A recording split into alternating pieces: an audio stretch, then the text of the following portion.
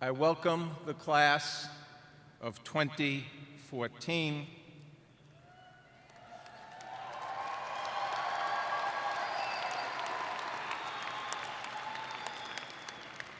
and all of those who have helped them get here. And at this point, I ask the class of 2014 to please acknowledge their parents, those who are significant in their lives, their husbands, wives, and others, for all the support they have given you over these years here at NJIT. Your applause, please.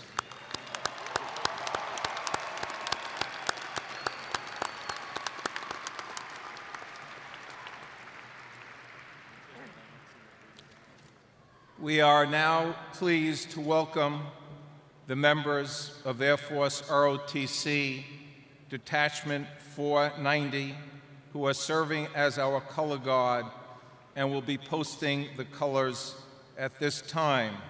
We are pleased to welcome to our ceremony the Newark Boys Chorus, who will now sing our national anthem. Ladies and gentlemen, the flags of the United States and the state of New Jersey, please rise.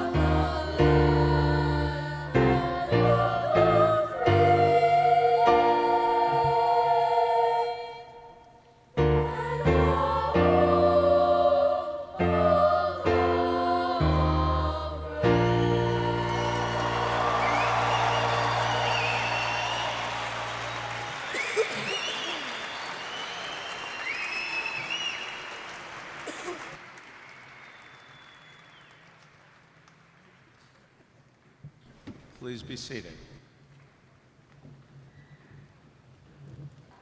This is a day that I know will stand out in memory for everyone who will receive an NJIT degree.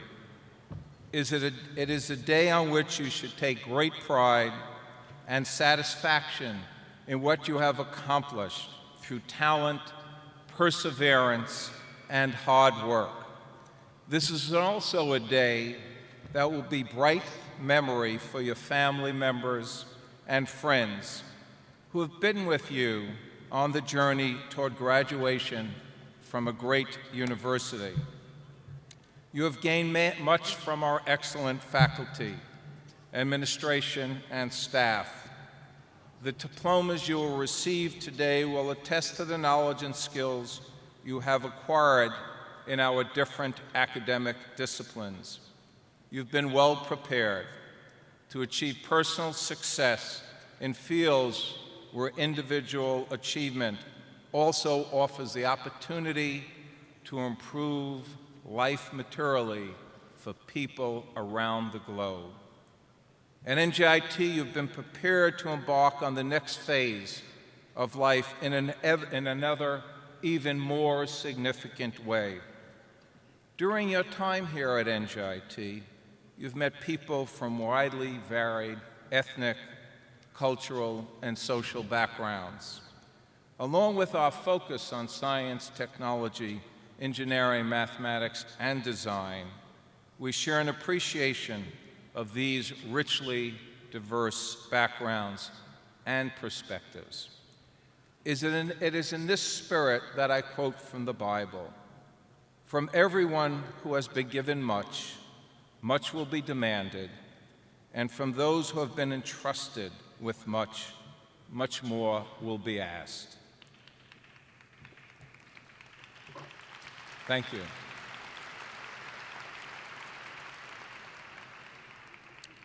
It is quite likely that you've heard this ancient precept before, as well as a more modern expression, which in essence conveys the same thought. That expression is to give back. It is my sincerest hope that as NJIT graduates who have much to offer, you will give back in measure demanded by challenges of making life better in the years ahead. Many in the class of 2014 have already experienced the deep satisfaction of giving back as students. You have devoted time to helping New Jersey recover from the devastation of Hurricane Sandy, to providing people of Haiti with safe drinking water, to building housing and improving health in the Dominican Republic. For the 5th year, NJIT has been named to the President's Higher Education Community Service Honor Roll. Our students give back at about 37,000 hours each year.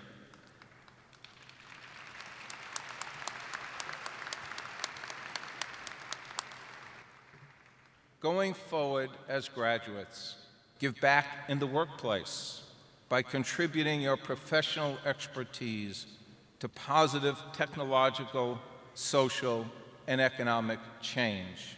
Give back in your community by volunteering for activities that help those who are in need. The paradox of our great electronic media, always at our fingertips these days, while it connects us to people 24/7, it also makes the interaction less personal, and in too many instances, less civil. Consider giving back through face-to-face connections. Think about pitching in, as I know many of you already do, Habitat for Humanity, Big Brothers, Big Sisters, helping at a food bank, tutoring a child in math, it is your strength, encouraging an adult to learn to read. What is equally important is to give back through understanding, appreciating the unique qualities and aspirations of people we meet each day. This is the basis for respectful relationships at work, in your community, and enduring friendships.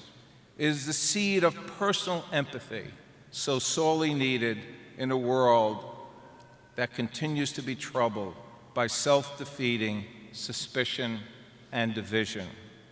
Albert Einstein said, "Peace cannot be kept by force, that it is only achieved by understanding, and you can only understand people by engaging them."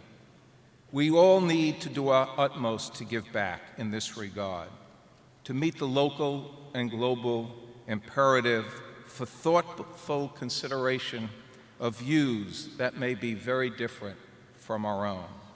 It would be naive to minimize the continuing potential for rancorous and violent conflict in many parts of the world, but by doing our best to understand people everywhere, to aspire for a common good, and what can be done to achieve all of these positive goals we share. I believe we can be a force for change. We can tip the balance away from conflict and toward cooperation by understanding, by communicating, and by interacting with people who are clearly very different from ourselves. It is also my hope that you remain actively engaged with the NJIT community as alumni. Our Alumni Association of NJIT, your Alumni Association, has been doing outstanding work and offers many opportunities for you to continually be connected to your alma mater and fellow graduates. Stay in touch. We love to hear about your success, both in your careers and the choices you have made in giving back. Thank you, and once again, congratulations to all of you in the class of 2014.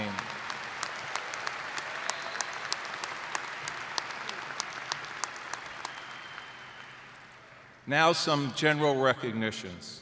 First and foremost, with this ceremony, New Jersey Institute of Technology will be awarding 2,649 degrees to the members, you, of Class 2014.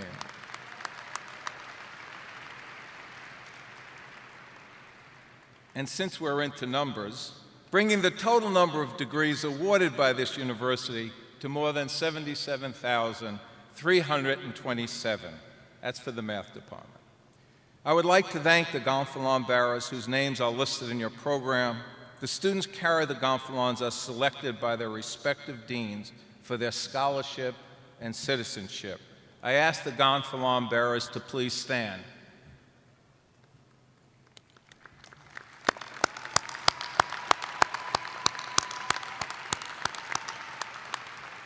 A number of our candidates for baccalaureate degrees are wearing medallions, signifying they are graduating with academic honors, not easy to achieve at our university. The degree summa cum laude will be awarded to those who attained an overall grade point average of 3.85 or higher. These students can be distinguished by their gold medallions.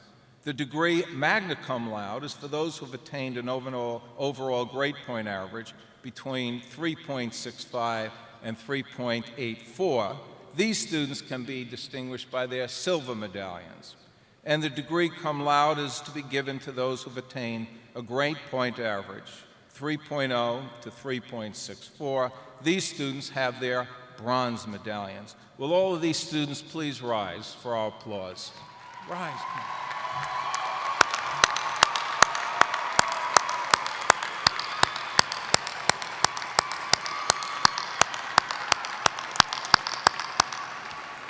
Thank you.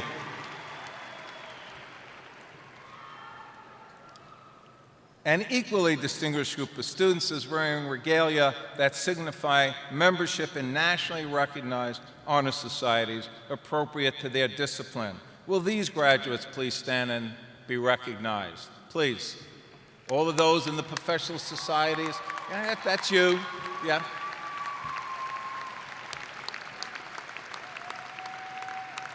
Thank you. I also now ask for applause the candidates who participate in the Albert Dorman Honors College. Will they please rise?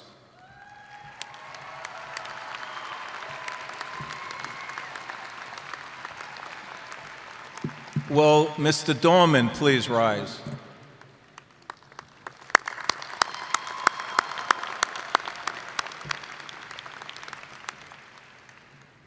We would like to acknowledge those members from the graduating class that have served in the armed forces of the United States and thank them for their service. Would they please stand and be recognized? It's well over 80 members.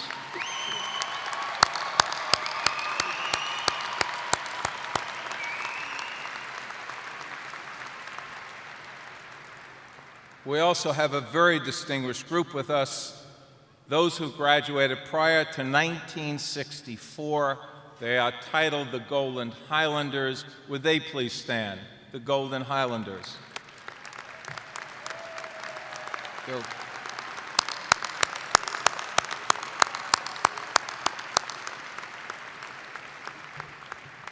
At this time, I call upon the President of the Alumni Association, and that is Joe Stanley, who is a Vice President for Hatch Mott McDonald.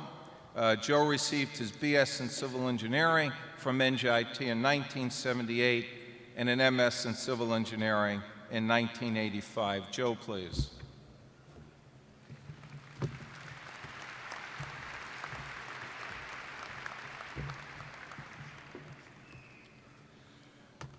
We'd like to acknowledge our most senior alumnus marching today, Harvey Siegel, who received his Bachelor of Science in Chemical Engineering, the class in 1944. And I realize you just recently finished finals and everything, so I'll do the math for you. That's 70 years ago. Harvey, please come forward and be recognized.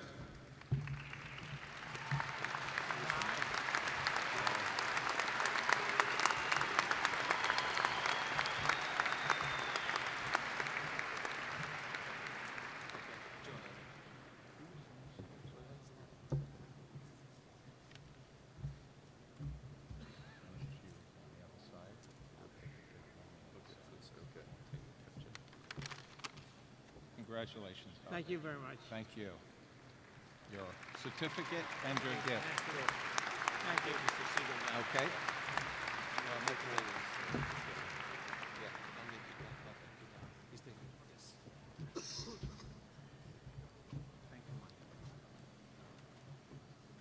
So this is really, truly a fantastic day, and I'm probably just as excited as you are to see what an accomplishment, and it truly is an accomplishment to graduate from NJIT.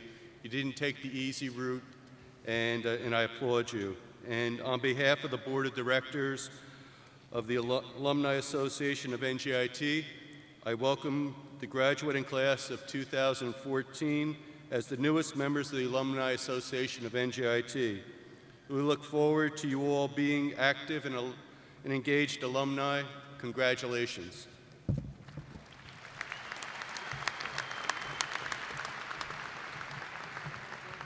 Thank you, Joe.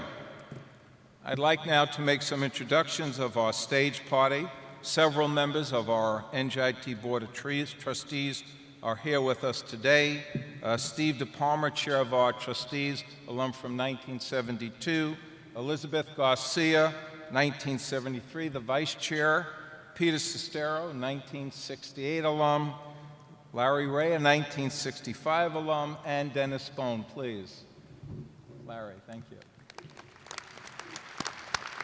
Representing the Board of Overseers, please. Phil Rinaldi, 68 and 77, Chair of our Board of Overseers. Albert Dorman, again, 1945, an honorary doctorate in 1999. Emil Herkett, please. Arthur Kapoor, John McCann. John later will be receiving his honorary baccalaureate. Robert Medina, class of 75. Is Marjorie Perry here? No. Thank you. Greg Sauda and Joseph T. Welch, class of 72, emeritus. Thank you.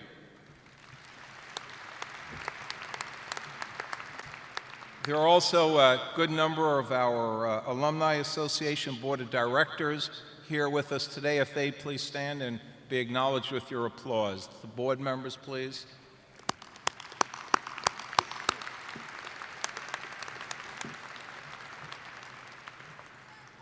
In addition, we have our honorary degree recipients with us. And if they would please stand and remain standing, Mr. John Denisio. John, please. Robert Dow, class of 69. Clement Price, please. Clement. By the way, Clement's wife received this honorary degree 3 years earlier. They are the only husband and wife team who've been recipients of honorary degrees from NJIT, and Dr. Price will be our commencement speaker. Thank you, and John McCann, please. John McCann, thank you. Thank you, gentlemen. I'd like to recognize the senior administration here on the stage. Please stand and remain standing. Fadi Deek, please.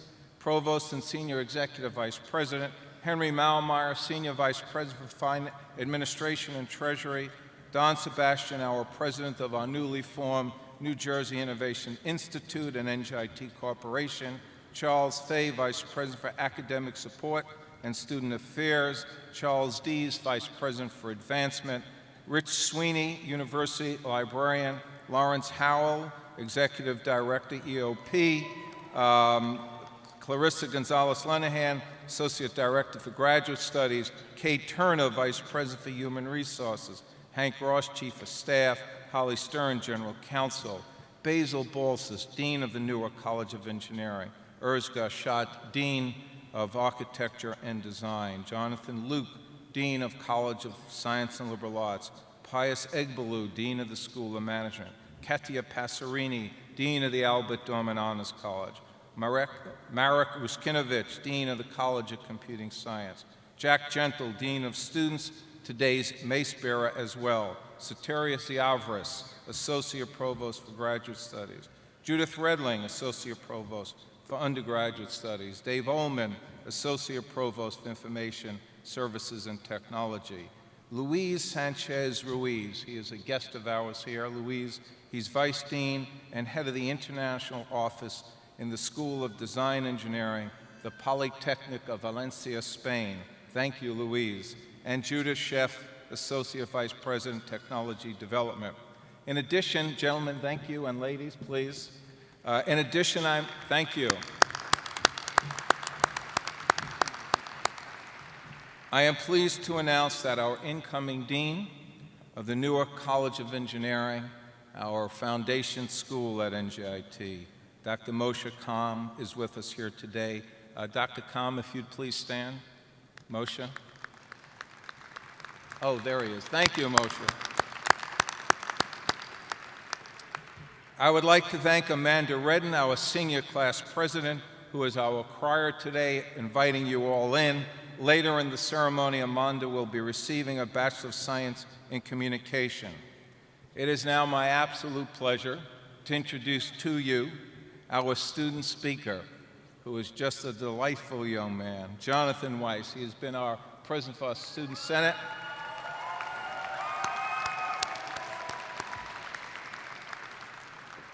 I've noticed Jonathan always travels with his own cheering crowd. Jonathan later will be receiving a Bachelor of Science in Mechanical Engineering. Jonathan, please. Thank you.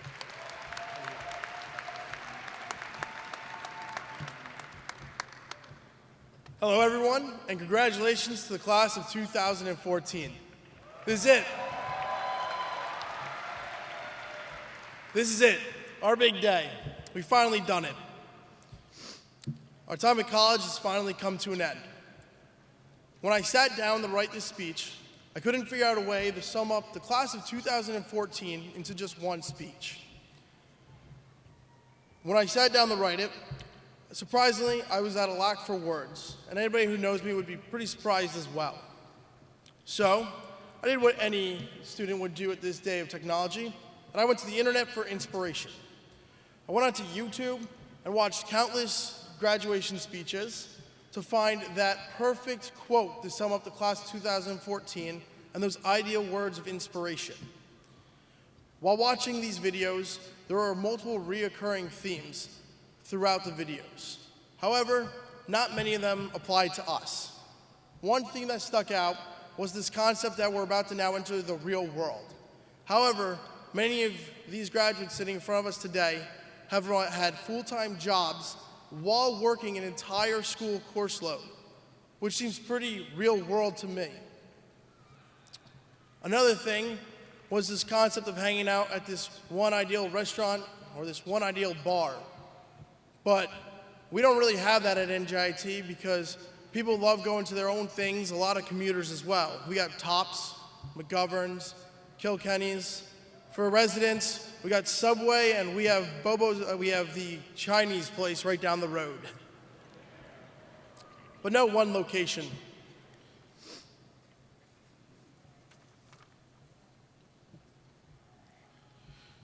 We are a unique university, and to truly understand NJIT, you have to experience it. Those wonderful common exams we all had to enjoy, getting 40s on your exams, yet still passing the class, and trying to find parking any day of the week, any time, especially when you're in a rush. We are extremely diverse, and I know we hear it all the time, but I'm not just talking about our culture. We're diverse in our attitudes and in our programs. We have students that enjoy going out on Thursday nights and students that would rather stay home and study. We have athletes and gamers, sometimes one and the same. We have first-generation college students, and we have college students whose parents consider NJIT their alma mater.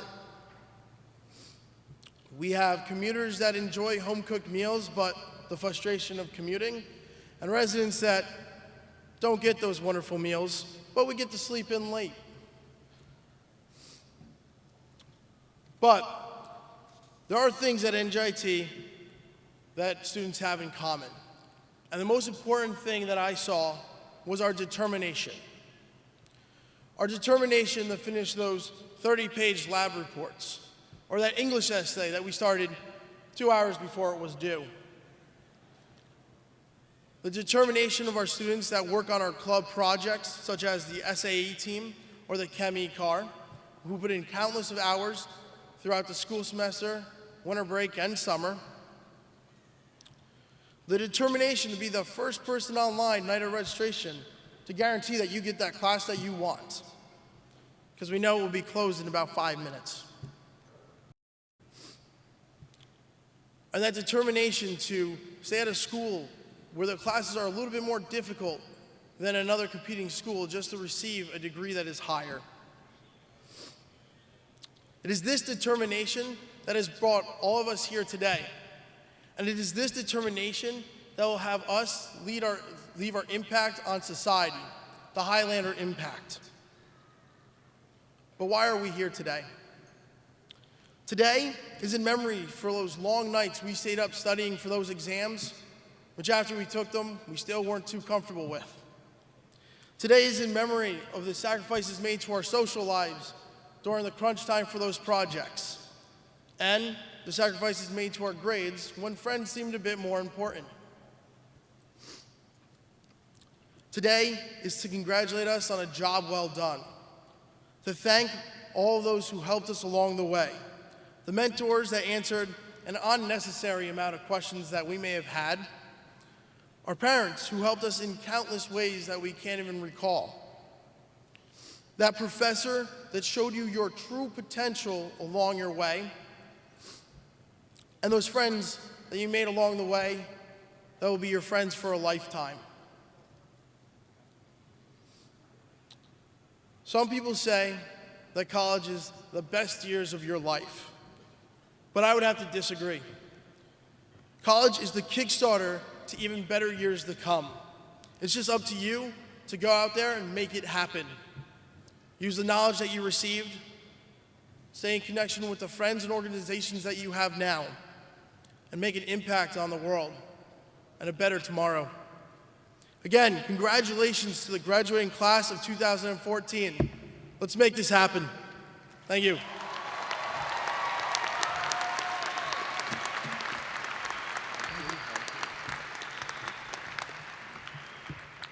Thank you, Jonathan. We now move to the presentation of various awards and honors that the university bestows each year. The extraordinary individuals we recognize today with honorary degrees. It's the university's highest honor. Were selected based on the basis of their contributions to their profession and to society at large. In your programs, you'll find a complete citation of our honorees. I now call upon Chair of the Board of Trustees, Stephen DePalma, to present these honorary doctorates, and on fellow board member Peter Sestero to help hood the recipients.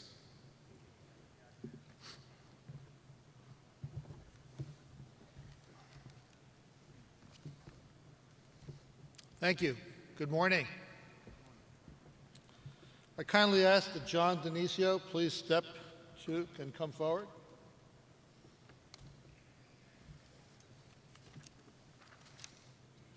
John M. Denisio is Executive Chairman of AECOM, an $8 billion, that's with a B, provider of technical and management support services to a broad range of markets. AECOM's 45,000 employees, who include architects, engineers, designers, planners, scientists, and management and construction service professionals, serve clients in more than 150 countries on our great planet. John Denisio started his career over 44 years ago in 1971 as a young engineer. Some would call him a dinosaur because he's still employed by the same firm that he started at the day he graduated college with his engineering degree. What an outstanding testament to a lifelong career at one firm. His guidance as CEO, and over the years he grew and held various management and project positions. His guidance as CEO helped AECOM triple its revenue, double its workforce, and expand its service offering and geographic reach. In 2007, he oversaw the company's initial public offering on the New York Stock Exchange, one of the largest engineering industry IPOs of all time. John Denisio has advanced many notable projects, including the 2nd Avenue Subway in New York City, Tren Urbano Transit Rail System in San Juan, Puerto Rico, State Highway 130 Toll Road in Texas, as well as the new World Trade Center PATH Terminal. John is a licensed professional engineer in several states.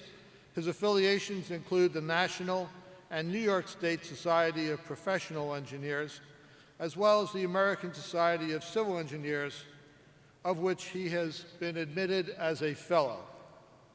In 2013, he was appointed by the U.S. Secretary of Commerce to a term on the U.S.-Brazil CEO Forum. In recognition of his contribution to solutions that create, enhance, and sustain the world's built, natural, and social environments, New Jersey Institute of Technology is pleased to confer the degree of Doctor of Science, honoris causa, upon John M. Denisio.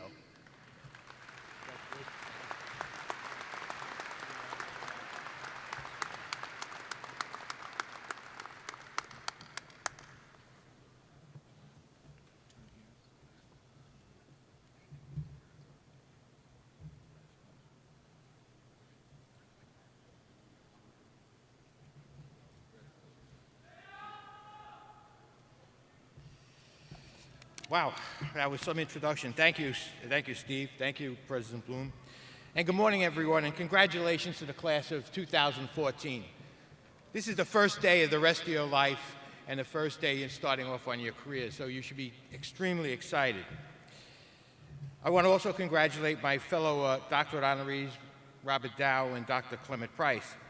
For me, it is a true honor and privilege to be here today to share your commencement celebration and to receive this honorary degree.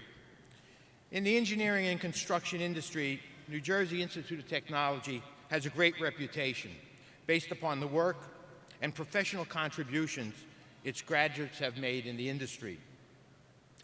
AECOM's relationship began in the early days of the Newark College of Engineering. Over the past 90 years, AECOM and its legacy companies with names such as Medcafinetti, DimJim, Frederick R. Harris, and Viadyne have had over thousands of New Jersey Institute graduates amongst our ranks. They have worked throughout our global enterprise and have been key contributors to the company's success.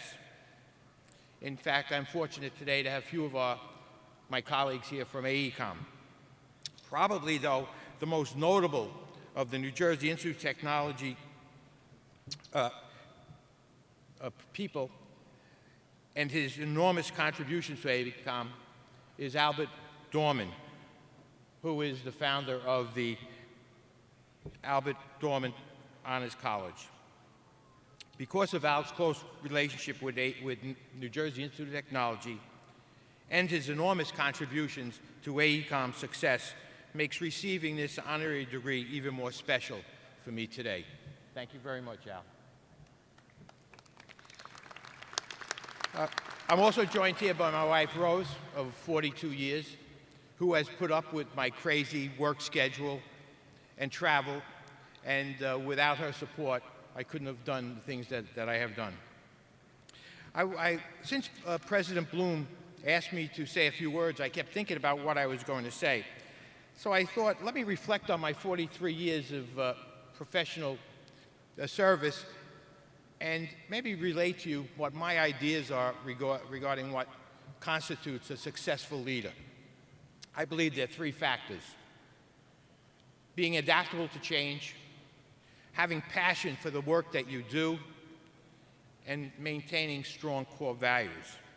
You know, in the world today, change is constant. When I look at the engineering construction industry, for instance, over the past 10 years, the change of the industry has been extraordinary, with changes having occurred in technology, communications, analysis, materials, procurement methods, and speed of delivery. As I said, change is constant and is accelerating. A couple of years ago, I read a great book by Frank Tuskowski. He wrote it in 2010, and he entitled it The Impact of 2020 and the Changes We'll See in Our Society. A couple of things he said in the book just struck me. In 2010, he said, the top 10 jobs in 2010 did not exist in 2004. The amount of new technology, technical information is doubling every 2 years. So think about that for you folks who have been in school for the last 4 years, how things have changed from when you started your freshman year. And by the way, it took Facebook 2 years to reach a market audience of 50 million people, while it took radio 38 years. The point I want to make is change is accelerating, and to be successful, you must stay current, and you must re-engineer yourself and be able to adapt and function in a culture of permanent change. The next factor, I think, is passion. Passion about what you do. Being the best at what your current job is, and not looking always to the next job without being good at the first job. That doesn't mean I don't think you should be ambitious. Goodness no, ambition is very important. But make sure you do what you need to do and do it the best you can. And if you do that, those promotions and those next positions will come. The last factor, which has to do with your core values. In my mind, core values are the guide rails on your highway career, which keeps you in line and not going off the embankment. At AECOM, our core values are integrity, employees, clients, excellence, innovation, ability, and safety. I embrace all of them. And in meetings throughout the year, we always have discussions. There's always someone who's a naysayer and says, well, that's not a core value, that's aspirational. And so we'll have this long discussion. But the one discussion that we never have, and I never allow it to have, is any discussion about integrity. Integrity is the most core value, and you must keep it in your mind consistently, because without integrity, you're on a very, very slippery slope, and you will be then compromising your professionalism. The core values of integrity are important for a company, for individuals themselves, and your professional career.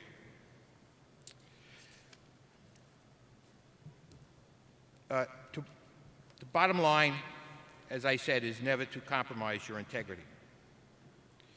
I'm sure many of you would suggest there are many other factors that contribute to leadership, and I won't disagree with you. But over the years, I've watched those leaders come up into the company and accelerate, and they all seem to have those three common factors. In closing, I'd like to thank President Joe Bloom for the vital role NJIT is playing in preparing students like yourselves for the opportunities ahead to benefit society. Thank you for inviting me and sharing this day with you, and all the best and continued success on what I hope is a long, prosperous, and successful career. Thank you.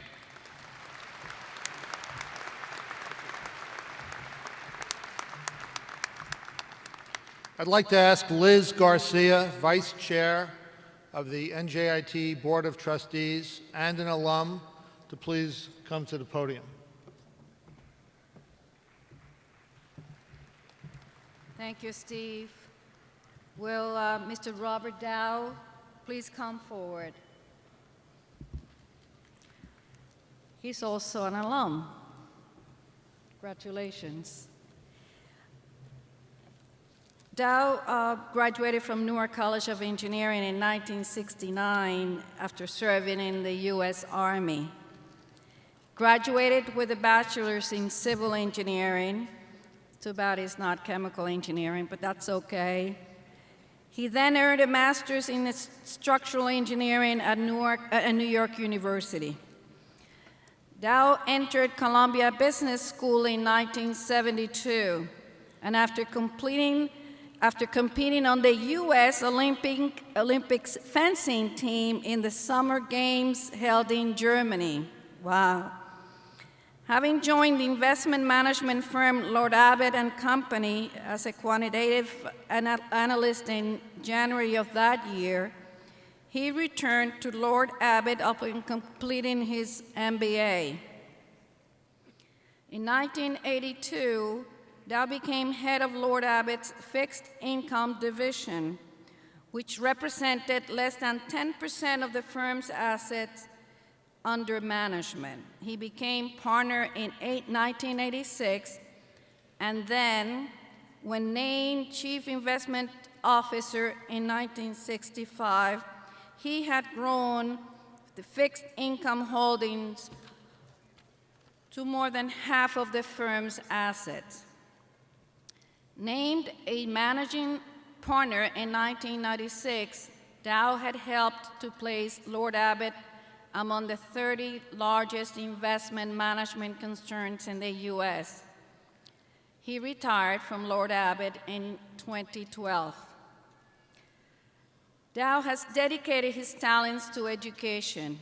From 1990 to 2005, he was a trustee of the Tuxedo Park School. He's currently a trustee of the Peter Westbrook Foundation.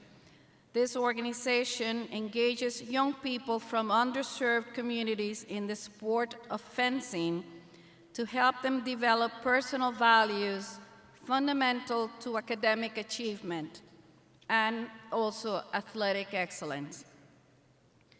Dow also is a treasurer of the Christina Sake Academy. This academy provides children living with a single adult caregiver and in big economic needs with a strong education and critical values in a year-round pre-K through 8th grade program. Dow's bond with NJIT includes the scholarships that he and his family have generously established.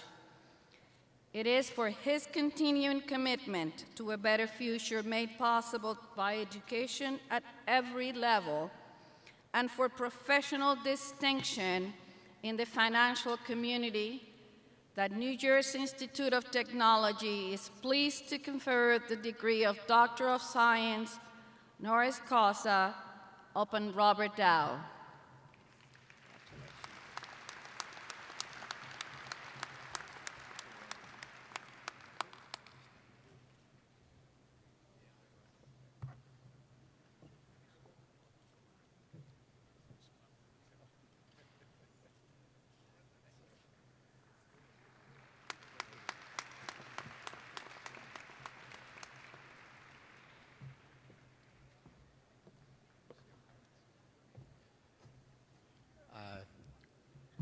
Class of 2014, again, congratulations.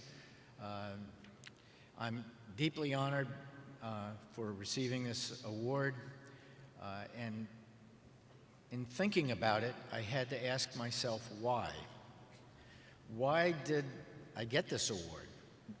What did I do? And the answer I kept coming back with was nothing specific. So then I had to say, then why did I get it?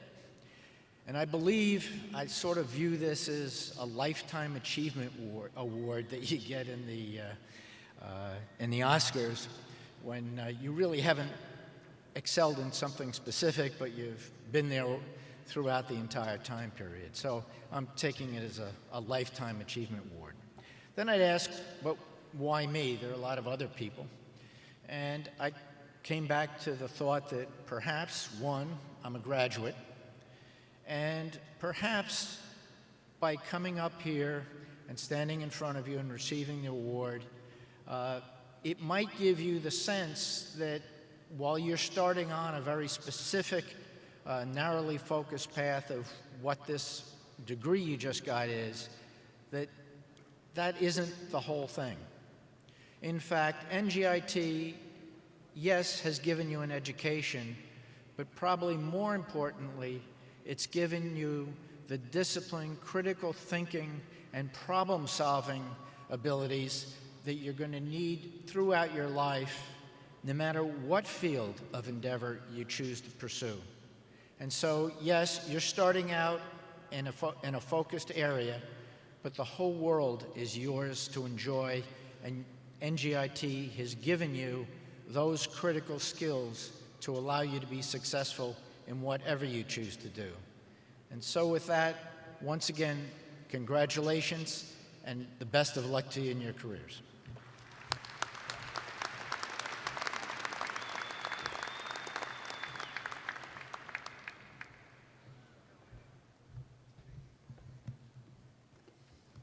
Will Dr. Clement Price please come forward?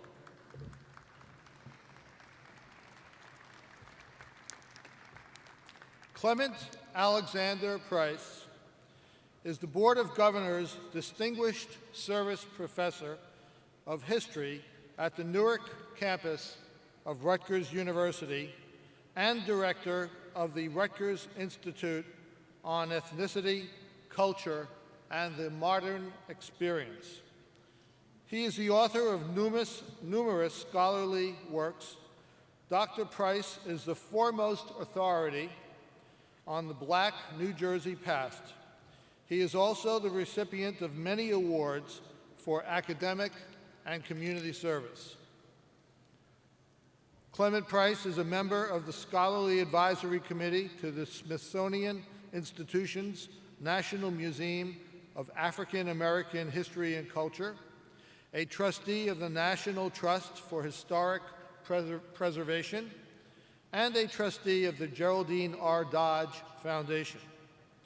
Dr. Price was agency lead for the National Endowment for the Humanities on President Obama's 2008 transition team, and the President has reappointed him as Vice Chair of the Advisory Council on Historic Preservation. He was recently appointed by the City of Newark as its historian and chairman of the 350th anniversary in observance of Newark's founding. Dr. Price is the 1981 co-founder and co-organizer of the Marion Thompson Wright Lecture Series, one of the nation's oldest and most prestigious conferences in observance of Black History Month. He is co-editor of the forthcoming 3-volume work, Slave Culture, a documentary collection of slave narratives from the Federal Writers Project. For singular accomplishments, who has enriched our understanding of the nation's path, and who is illuminating the nature of our social fabric in the present, New Jersey Institute of Technology is proud and pleased to confer the degree of Doctor of Humane Letters, honoris causa, upon Clement Alexander Price.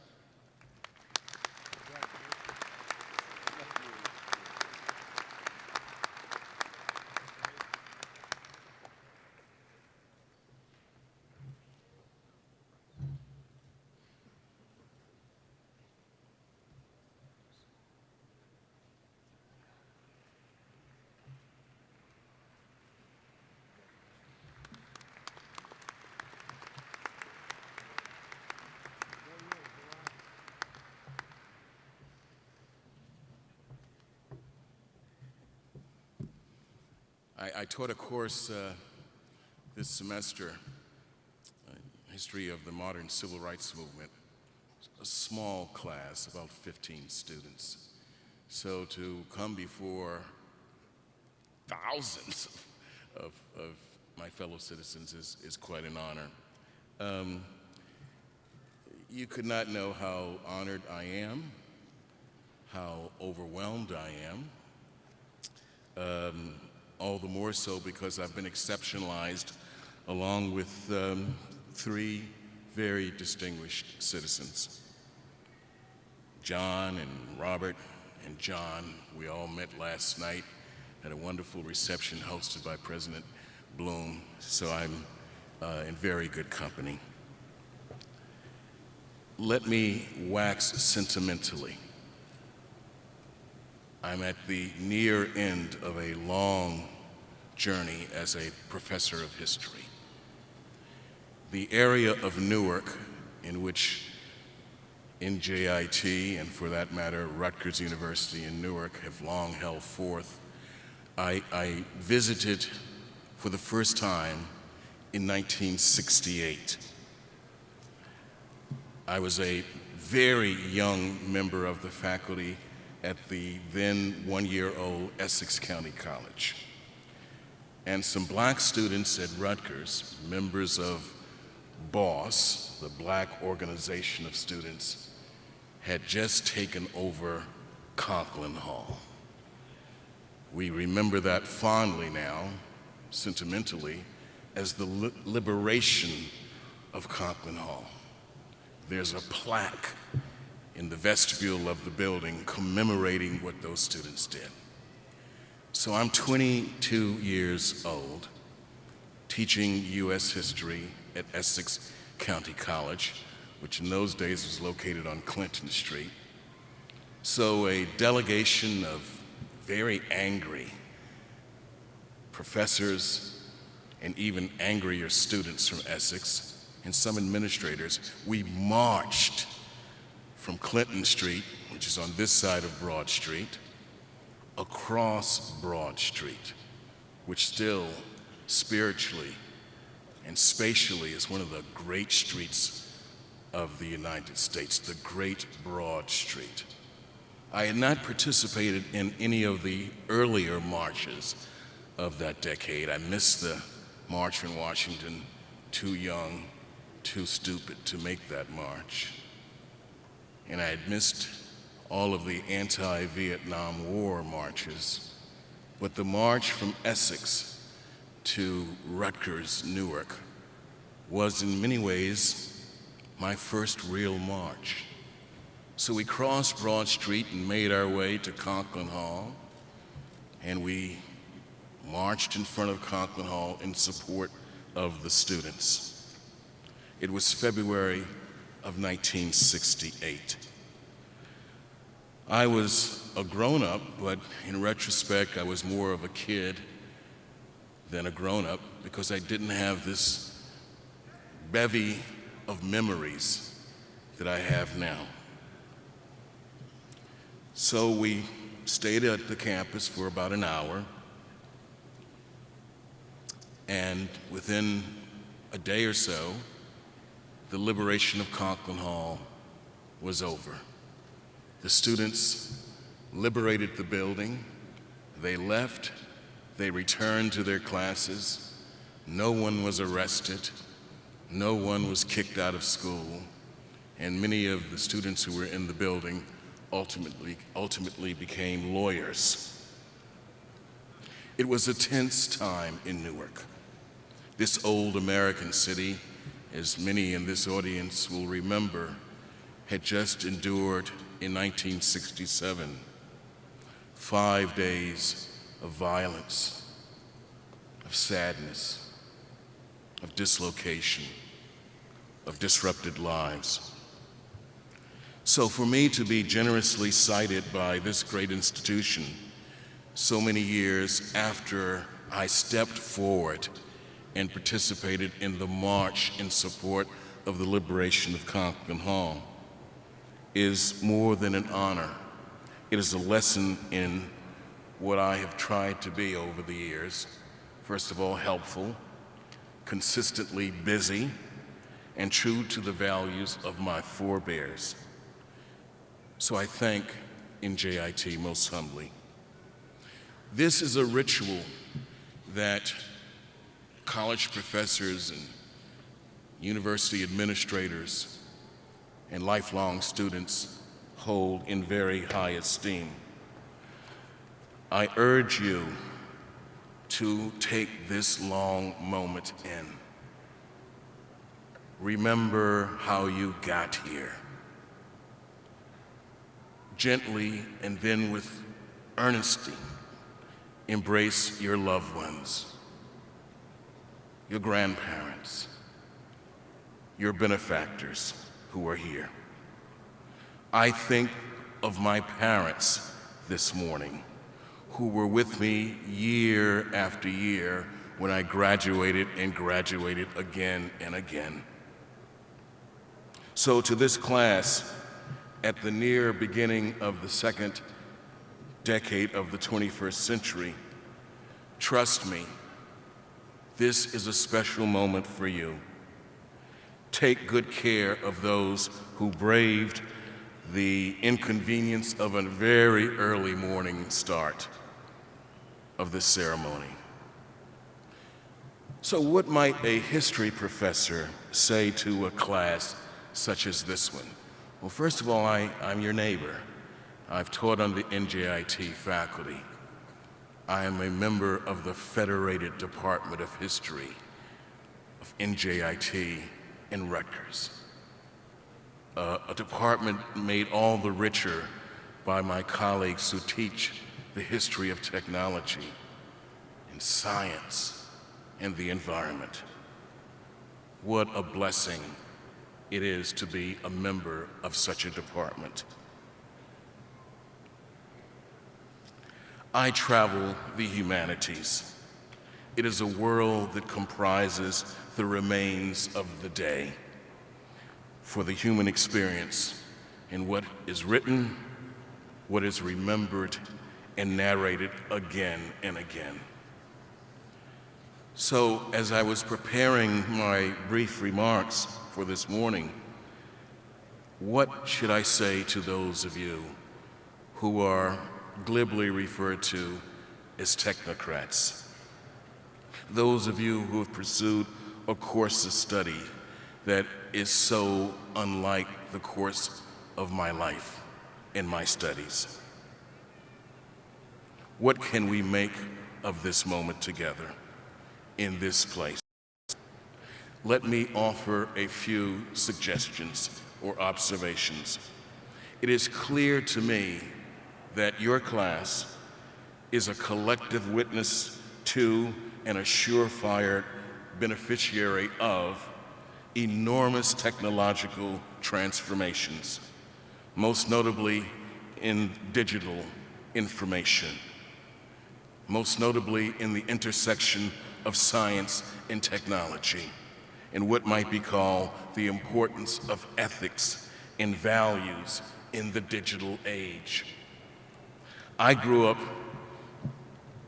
during the so-called golden age of television, a significant age to be sure, but we did not anticipate the age that you have emerged in and now dignify. How could we have envisioned in the 1950s and 60s that one of the foundational premises of television, and that was everybody would be looking at pretty much the same thing at the same time? How could we envision that within a generation after the golden age of television, that foundational premise would collapse? Surrounding my college years, there was an upheaval in social and moral mores that created revolutionary paths. I'm a beneficiary of that revolution. The most important of the paths that grew out of the 1950s and 60s was, of course, the modern civil rights movement. When I taught my course this semester, it was like walking through my high school years, looking at the grainy films that captured that movement in Birmingham, in Selma, Alabama, the March on Washington. That movement toppled modern perceptions of race, culture, and the variable worth of our species. We live in its shadow. Each generation of college and university students are reminded that the world out there, that world out there, awaits its commitment, your commitment to service, your commitment to the fealty of the highest values of our species. I vaguely remember that my commencement speaker at the University of Bridgeport happened to be Associate Supreme Court Justice William O. Douglas. He told my class that the quest for social justice would consume our lives. He was right.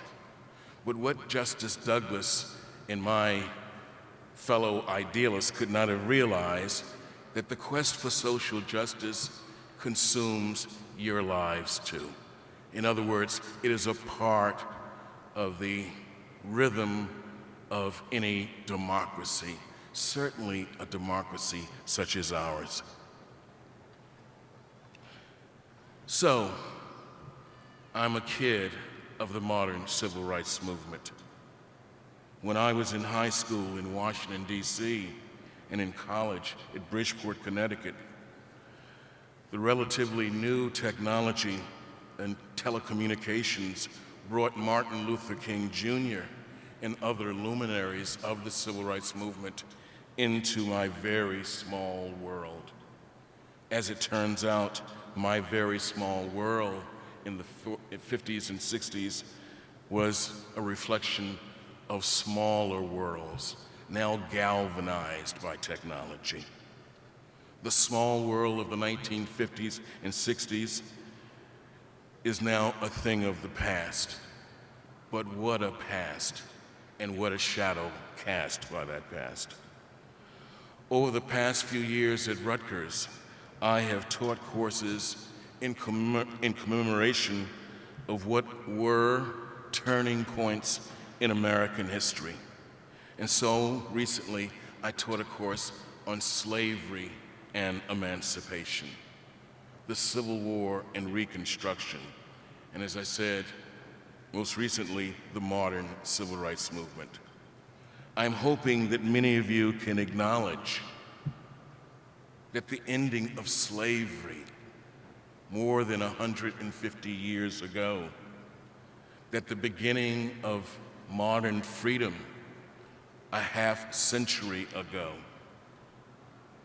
and a fuller measure of freedom for all Americans, now celebrated 50 years after, was among the great achievements of our nation, and you are beneficiaries of that.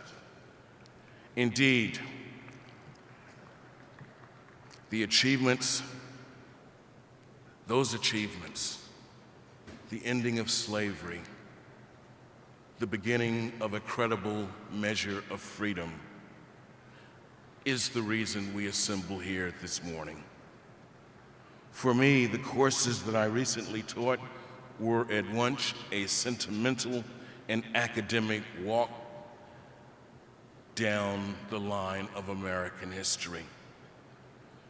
But what mattered most to my generation then and now is that this assembly, I mean, just look at yourselves, the diversity of your class, the globalization of your class was something that the Conklin Hall liberators could have never envisioned.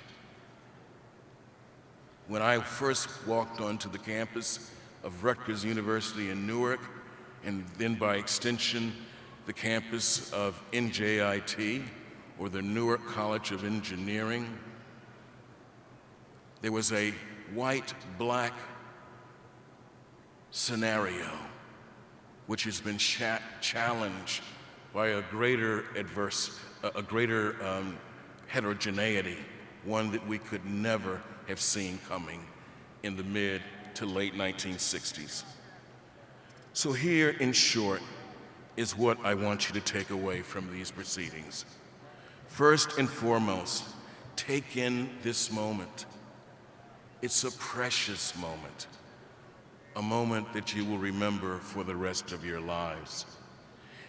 Also, remember that each of you has contributed to the recovery of this city, the recovery of the third oldest major American city, Newark.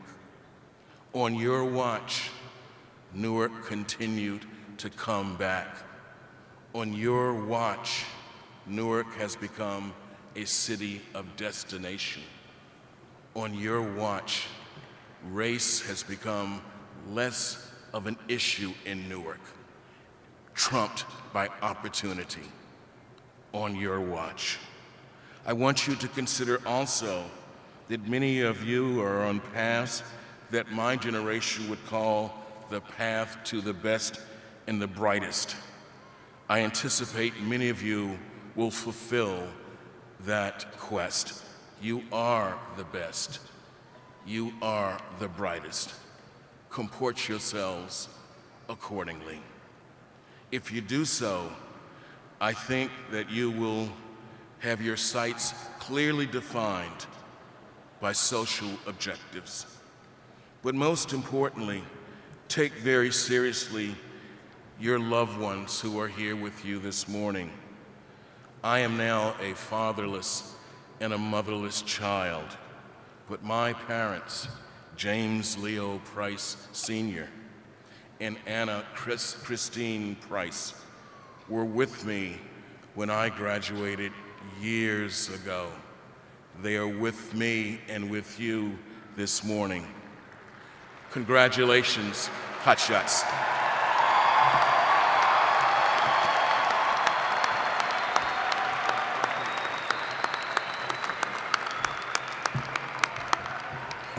I would please ask Dr. Dow and Dr.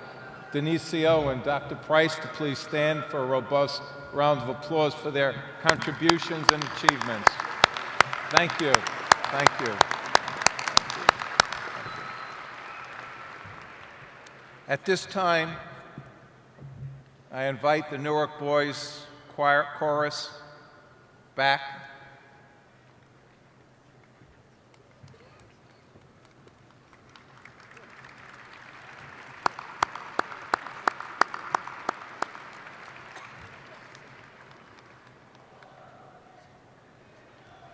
We will now hear the chorus sing "This Little Light of Mine," Robert A. Harris, arranger, Boozy and Hawkes, publisher.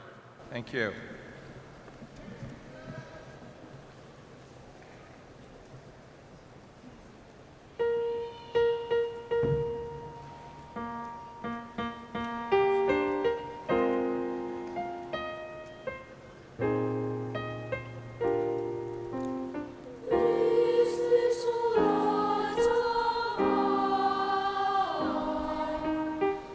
I'm going to let it shine.